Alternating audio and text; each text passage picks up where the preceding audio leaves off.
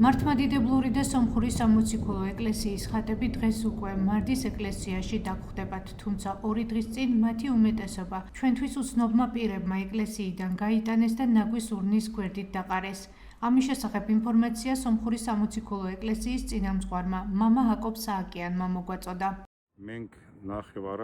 ჩვენ ნამდვილად არ ველოდებოდით ჩვენი თანაქალაქელებისგან ასეთ ვანდალურ ფაქტს. ტაძრიდან სრულად გატანილი იყო სომხური სამოციქულო ეკლესიის ხატები, მათ შორის მართლმადიდებლური ხატებიც. თითქმის ყველა ხატი ურნასთან იყო დახრილი.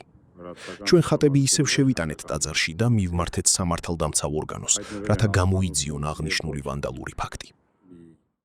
მომხდარიდან მალევე შინაგან საქმეთა სამინისტრომ გამოძიება დაიწყო.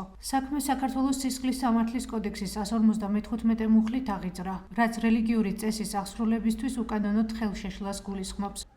უწყებაში ვერ გვიკონკრეტებენ, რა ეტაპზეა გამოძიება, არის თუ არა ვინმე ბრალდებული და გამოიკვეთა თუ არა დანაშაულის მოტივი.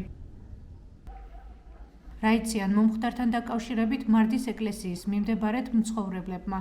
მოქალაქეები კამერასთან არ საუბრობენ და პირად საუბრებში გვეუბნებიან, რომ არაფერი შეუმჩნევიათ. შესაბამისად, ვარაუდობენ, რომ ხატები ნაგვის ბუნკერებთან გვიან ღამით დაყარეს.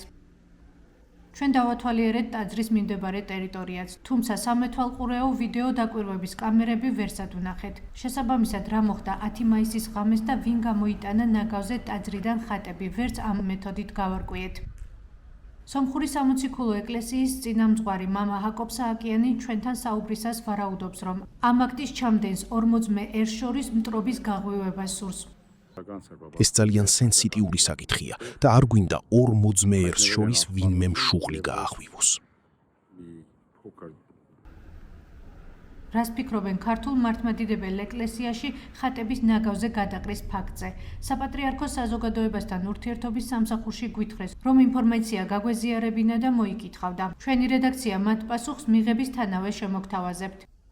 ჩვენ ზარებს არ პასუხობს ახალციხის მიტროპოლიტი თეოდორე ჭუაძე, ხოლო შალვა ახალციხელის სახელობის ტაძრის წინამძღვარმა მამა გიორგიმ გვითხრა, რომ ინფორმაცია არ აქვს. მარდის ეკლესია, საიდანაც ხატები ნაგავსაყრელზე გაიტანეს, წლებია სადაოა. შესაბამისად, ტაძარში ათობით წელია არც მართლმადიდებლური და არც სომხური სამოციქულო ეკლესიის წესით აღვლენილა ლოცვა.